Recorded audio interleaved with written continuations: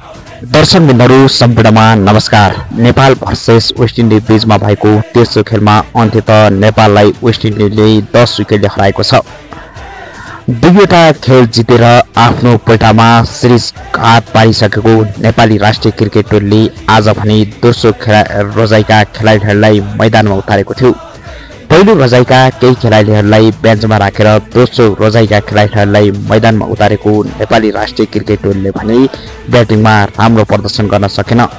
पहिला ब्याटिङ गरेको नेपाली राष्ट्रिय क्रिकेट टोलीले आफ्नो 122 रन पुर्याएर 123 रनको मात्र टार्गेट दिन पुग्यो, जसका लागि ओपनर कुशल भुर्तेलले केही राम्रो प्रदर्शन गरे भने त्योभन्दा अन्य कुनै पनि ब्याटर चलेनन्, किनकि आफ्नो दोस्रो रोजाइका खेलाडी खेलाएको नेपाली राष्ट्रिय क्रिकेट टोलीले आफ्नो खेलाडीबाट उत्कृष्ट प्रदर्शन देख्न पाएन र जवाबदेही ब्याटिङमा उत्रेको वेस्ट इन्डिजले 12.2 ओभरमा आफ्नो खेल पल्टामा पार्यो।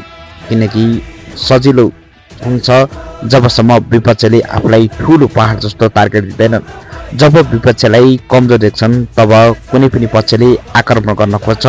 आजको खेलमा पनि त्यस्तै भयो। नेपालले जब कमजोर टार्गेट दियो तब वेस्ट इन्डिजलाई सहजै रूपमा टार्गेट भेटाउनका लागि उनीहरूका ओपनर दुईजनाले नै हिट हाने र सजिलैसँग 12.2 ओभरमा नै 122 रनको टार्गेट लक्ष्य पुरा गरे। नेपालले आजको खेल हारे तापनि योभन्दा अगाडिका दुई खेल खेलेर आफ्नो रेकर्ड कायम गरिसकेको छ, किनकि अहिलेसम्म कुनै पनि एसोसिएट राष्ट्रले आफ्नो सिरिज पैठामा पारेका थिएनन्। यो पहिलो पटक नेपालले वेस्ट इन्डिज जस्तो टेस्ट मान्यता प्राप्त राष्ट्रलाई हराएर आफ्नो पैठामा सिरिज हात पारेको हो। योभन्दा पहिला 9वटा खेल खेलिसकेको नेपालले 10औं खेलमा गएर टेस्ट मान्यता प्राप्त राष्ट्रलाई हराएको यो पनि एक आफैमा रेकर्ड हो।